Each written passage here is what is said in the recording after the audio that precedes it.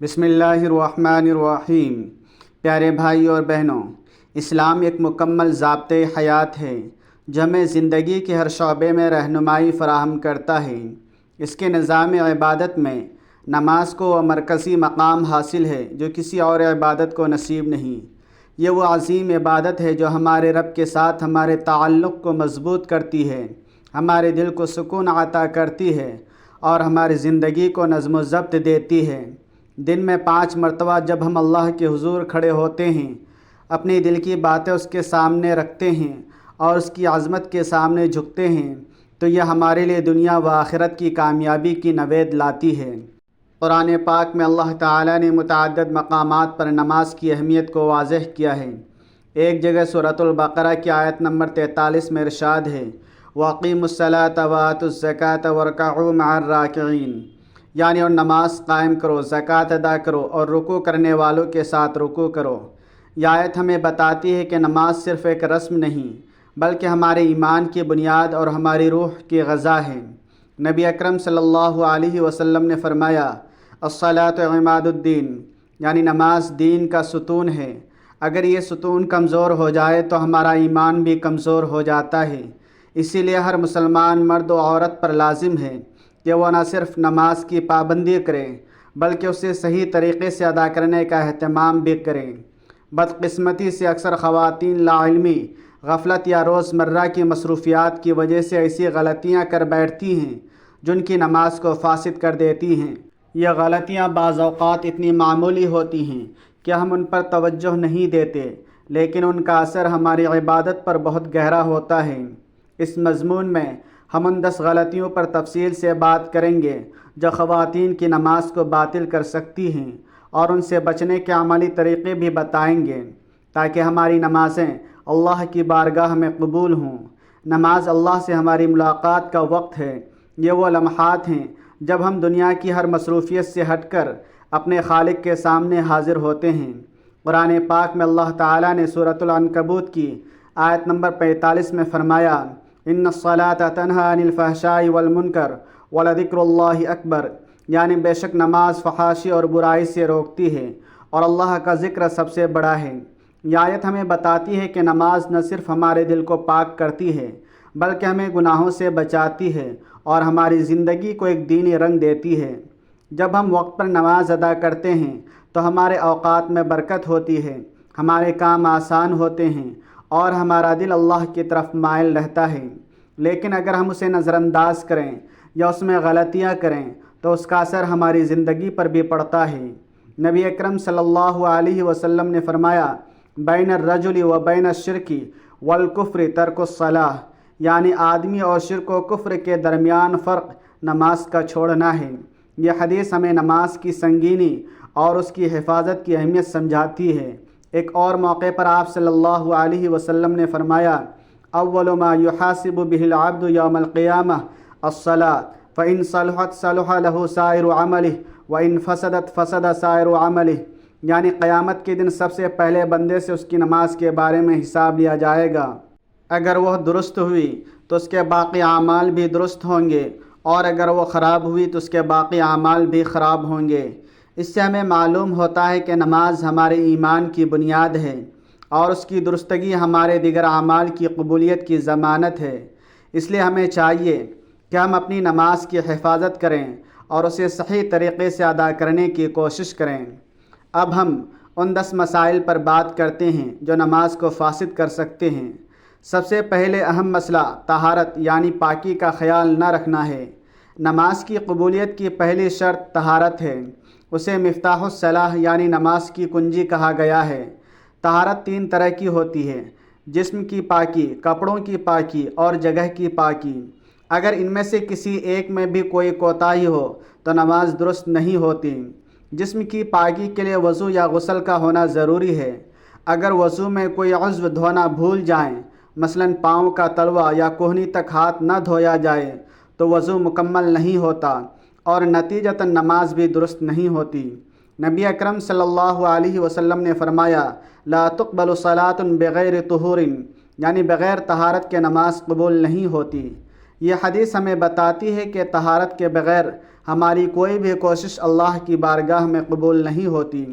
ایک موقع پر نبی اکرم صلی اللہ علیہ وسلم نے ایک صحابی کو دیکھا کہ ان کے پاؤں پر ایک ناخن کے برابر جگہ خشک رہ گئی تھی۔ آپ نے فوراً انہیں حکم دیا کہ وہ دوبارہ وضو کریں، کیونکہ ناقص وضو سے نماز درست نہیں ہوتی۔ اسی طرح اگر کسی عورت کو فرض غسل کی ضرورت ہو، مثلاً حیض یا نفاس کے بعد، اور وہ غسل کیے بغیر نماز پڑھ لے تو یہ نماز باطل ہو جاتی ہے۔ حیض یا نفاس کے دوران عورت پر نماز فرض نہیں ہوتی، لیکن اس مدت کے ختم ہونے کے بعد غسل کرنا لازمی ہے۔ حیض کے دوران عورت کو چاہیے کہ وہ اپنے ایمان کو مضبوط رکھنے کے لیے دیگر عبادات جیسے تسبیح، دعا یا قرآن کی تلاوت سنتی رہے، لیکن جب پاکی کی حالت بحال ہو جائے تو فوراً غسل کر کے نماز شروع کر دیں۔ کپڑوں کی پاکی بھی اتنی ہی ضروری ہے۔ اگر کپڑوں پر نجاست لگی ہو تو نماز درست نہیں ہوتی۔ مثال کے طور پر اگر دوپٹہ یا لباس پر خون، پیشاب یا کوئی اور نجاست لگی ہو اور اسے صاف کیے بغیر نماز پڑھ لی جائے تو یہ ناقص ہوگی۔ نجاست کی مقدار کو چیک کرنا بھی ضروری ہے۔ فقہ حنفی کے مطابق اگر نجاست 1 درہم یعنی تقریباً 5 سینٹی میٹر کے دائرے کے برابر یا اس سے زیادہ ہو تو اسے صاف کرنا فرض ہے۔ اگر نجاست اس سے کم ہو تو اسے معاف کیا جا سکتا ہے، لیکن بہتر یہی ہے کہ ہر قسم کی نجاست سے بچا جائے۔ اسی طرح نماز کی جگہ پاک ہونی چاہیے۔ اگر آپ ایسی جگہ پر نماز پڑھ رہے ہیں جہاں نجاست موجود ہو، مثلاً گندا فرش یا ایسی جگہ جہاں پیشاب کے چھینٹے ہوں، تو نماز فاسد ہو جاتی ہے۔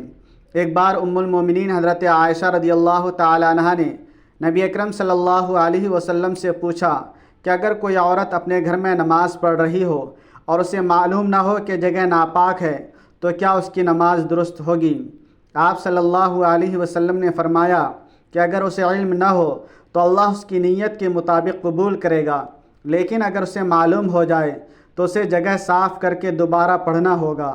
اس سے ہمیں معلوم ہوتا ہے کہ لا علمی کی صورت میں اللہ کی رحمت وسیع ہے، لیکن ہمیں ہر ممکن کوشش کرنی چاہیے کہ ہماری عبادت پاکیزہ ہو۔ عملی طور پر وضو سے پہلے اپنے اعضاء کو اچھی طرح چیک کریں کہ کوئی حصہ خشک نہ رہ جائے۔ خاص طور پر سردیوں میں جب پانی ٹھنڈا ہوتا ہے ہم جلدی میں اعضاء کو اچھی طرح نہیں دھوتے، اس لیے دھیان سے ہر عضو کو 3 بار دھوئیں۔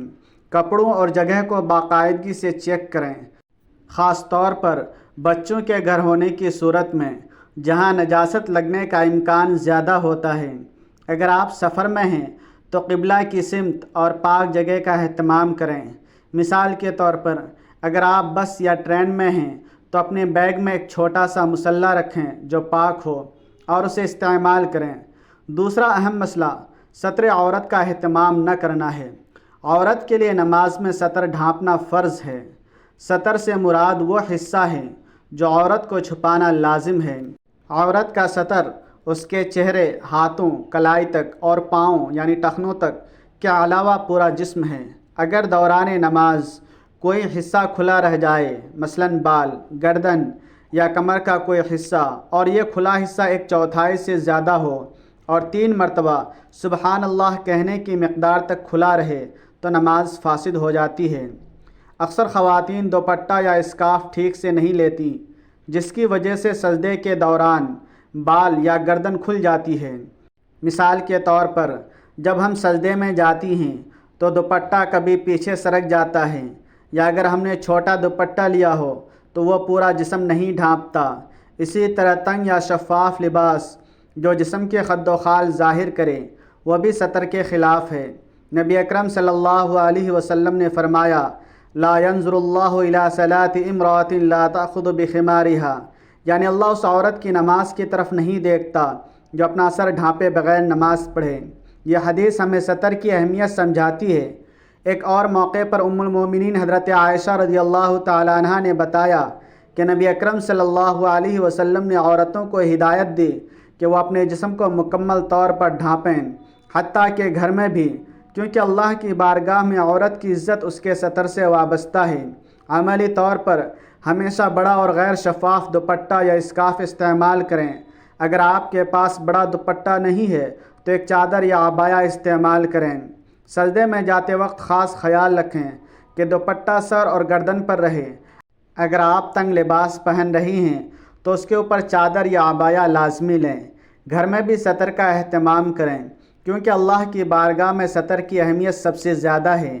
اگر آپ کے گھر میں بچے یا دیگر لوگ موجود ہوں تو ایسی جگہ کا انتخاب کریں جہاں آپ پرسکون طریقے سے اپنا سطر برقرار رکھ سکیں۔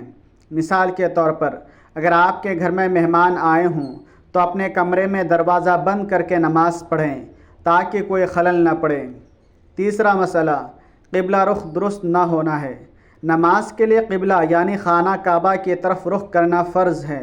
اگر کوئی عورت جان بوجھ کر یا بغیر تحقیق کے غلط سمت میں نماز پڑھ لے تو اس کی نماز درست نہیں ہوتی۔ اگر آپ کو قبلہ کی سمت کا علم نہ ہو تو کوشش کرنا ضروری ہے۔ مثلاً اگر آپ گھر سے باہر ہیں تو کمپاس یا موبائل ایپ استعمال کر سکتے ہیں۔ آج کل موبائل فونز میں قبلہ نما ایپس آسانی سے مل جاتی ہیں جو آپ کو درست سمت بتا دیتی ہیں۔ اگر دوران نماز معلوم ہو جائے کہ قبلہ کی سمت غلط ہے تو فوراً درست سمت کی طرف گھوم جائیں بغیر نماز توڑے۔ لیکن اگر پوری نماز غلط سمت پڑھ لی تو اسے دوبارہ پڑھنا ہوگا۔ ایک تاریخی واقعہ ہے کہ جب نبی کریم صلی اللہ علیہ وسلم کے زمانے میں قبلے کی تبدیلی ہوئی یعنی بیت المقدس سے خانہ کعبہ کی طرف تو صحابہ کرام نے فوراً نئی سمت کی طرف رخ کیا، حتیٰ کہ بعض نے دوران نماز ہی رخ بدل لیا۔ اس سے ہمیں معلوم ہوتا ہے کہ قبلہ کی سمت کی کتنی اہمیت ہے۔ عملی طور پر گھر میں ایک مستقل جگہ بنائیں جہاں قبلہ کی سمت نشان زد ہو۔ اگر آپ نئے گھر میں منتقل ہوئی ہیں تو سب سے پہلے قبلہ کی سمت معلوم کریں۔ سفر کے دوران قبلہ نما اپنے ساتھ رکھیں۔ اگر آپ کو یقین نہ ہو تو قریبی مسجد سے سمت معلوم کریں۔ اگر آپ کسی ایسی جگہ ہیں جہاں قبلہ معلوم کرنا مشکل ہو جیسے جنگل یا صحرا تو اپنی بہترین کوشش کریں اور اللہ کی رحمت پر بھروسہ رکھیں کیونکہ اللہ تعالیٰ فرماتے ہیں فاتقوا اللہ ما استطعتم، یعنی اللہ سے ڈرو جتنا تم سے ہو سکے۔ چوتھا مسئلہ نماز میں باتیں کرنا ہے۔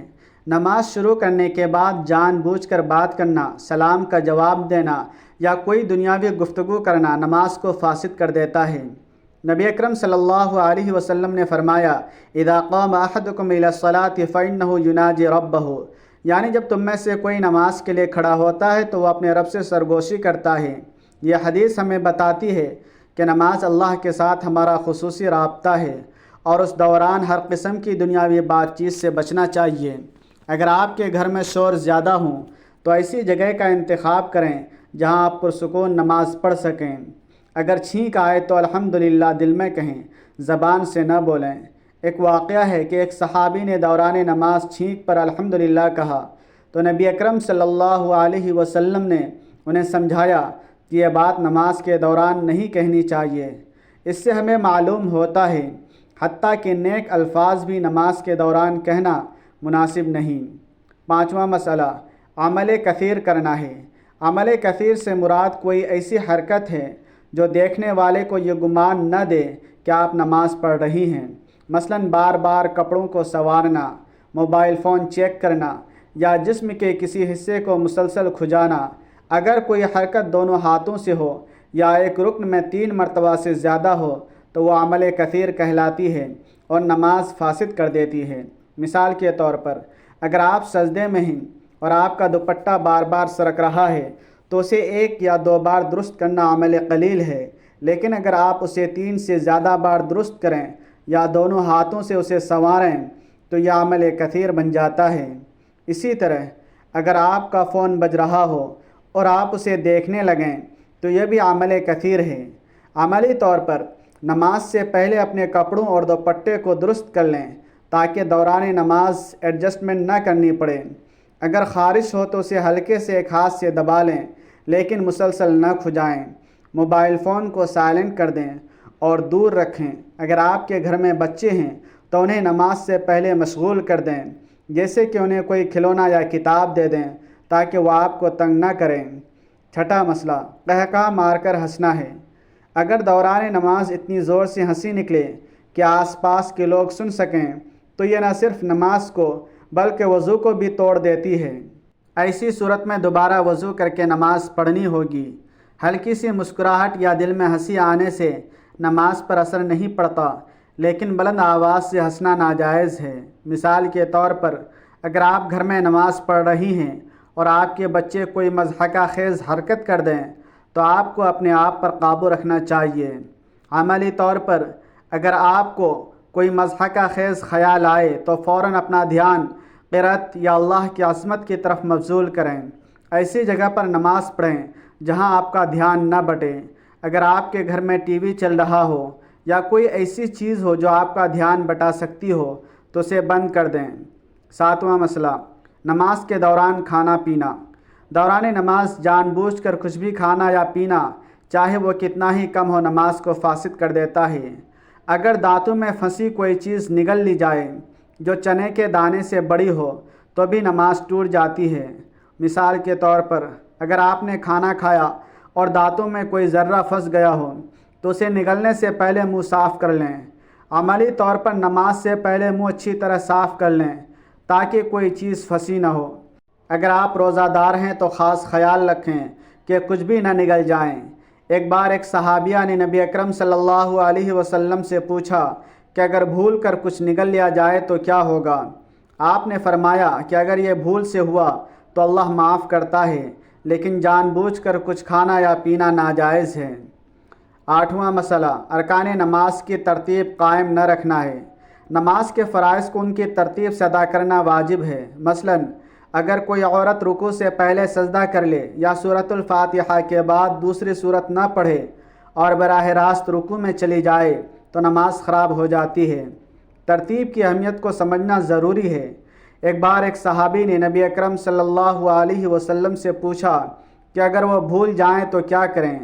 آپ نے فرمایا کہ اگر کوئی رکن بھول جائے تو سجدہ سہو کر لیا جائے، لیکن اگر جان بوجھ کر ترتیب بدل لی جائے تو نماز درست نہیں ہوتی۔ عملی طور پر اگر آپ نئی ہیں تو پہلے نماز کے ارکان سیکھیں، ہر رکن کو ترتیب سے ادا کرنے کی عادت ڈالیں۔ اگر بھول جائیں تو سجدہ سہو کر لیں، لیکن جان بوجھ کر ترتیب نہ بدلیں۔ اگر آپ کو نماز کے ارکان یاد کرنے میں مشکل ہو تو کسی عالمہ یا دینی مدرسے سے رہنمائی لیں۔ 9واں مسئلہ، نماز کا کوئی رکن فرض چھوڑ دینا ہے۔ نماز کے فرائض میں قیام، قرأت، رکوع، سجدہ اور تشہد شامل ہیں۔ اگر ان میں سے کوئی ایک بھی چھوٹ جائے تو نماز مکمل نہیں ہوتی۔ مثال کے طور پر اگر کوئی عورت بھول کر سجدہ کرنا بھول جائے یا قرأت نہ کرے تو اس کی نماز باطل ہو جاتی ہے۔ ایک واقعہ ہے کہ ایک صحابی نے نبی اکرم صلی اللہ علیہ وسلم سے کہا کہ وہ جلدی میں سجدہ بھول گئے۔ آپ نے فرمایا کہ اگر کوئی فرض چھوٹ جائے تو نماز دوبارہ پڑھنی ہوگی۔ عملی طور پر ہر رکن کو دھیان سے ادا کریں۔ اگر آپ کو شک ہو کہ کوئی رکن چھوٹ گیا ہے تو سجدہ سہو کریں۔ اگر آپ نئی ہیں تو کسی عالمہ سے سیکھیں کہ ارکان کیسے ادا کیے جاتے ہیں۔ مثال کے طور پر اگر آپ کو سورۃ الفاتحہ یاد نہ ہو تو اسے بار بار دہرائیں تاکہ آپ کی زبان پر روانی سے آئے۔ 10واں اور آخری مسئلہ، دنیاوی خیالوں میں گم رہنا ہے۔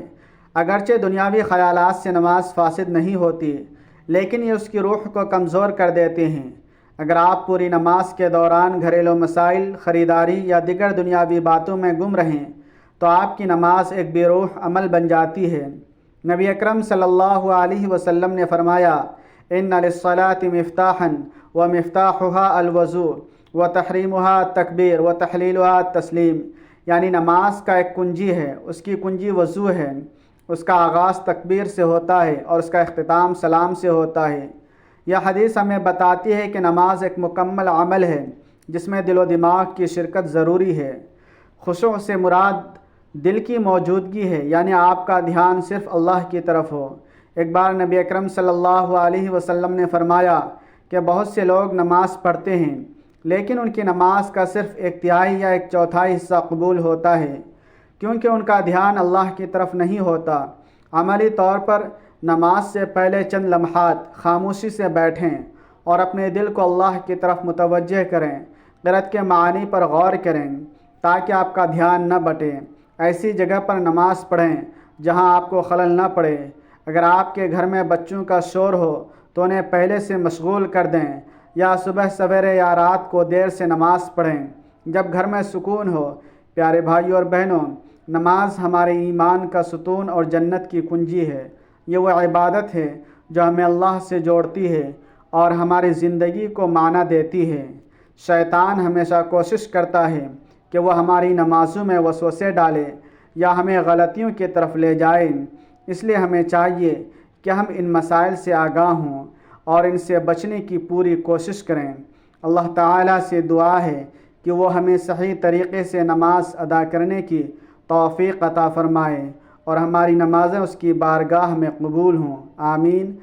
دوستو، نماز سے متعلق مسائل کے لیے باقاعدگی سے دینی کتابیں پڑھیں اور علماء سے رابطہ رکھیں۔ گھر میں بچوں کو بھی نماز کی اہمیت سکھائیں، اپنی نمازوں کا جائزہ لیں اور اگر کوئی غلطی ہو تو اسے درست کریں۔ اگر آپ کو کسی دینی مسئلے میں شک ہو تو کسی معتبر عالم یا عالمہ سے رہنمائی لیں۔ اپنی گھر میں ایک چھوٹی سی دینی لائبریری بنائیں جہاں آپ قرآن، حدیث اور فقہ کی کتابیں رکھ سکیں۔ اپنی بہنوں اور دوستوں کے ساتھ دینی حلقے بنائیں جہاں آپ ایک دوسرے سے سیکھ سکیں۔ اللہ تعالی ہم سب کو اپنی رضا کی طرف رہنمائی فرمائے، آمین۔ دوستو، ویڈیو کو لائک، شیئر اور سبسکرائب کرنا نہ بھولیں۔ کمنٹس میں اللہ تعالیٰ کی 99 ناموں میں سے ایک نام ضرور ٹائپ کریں۔ جزاکم اللہ خیرا۔ السلام علیکم۔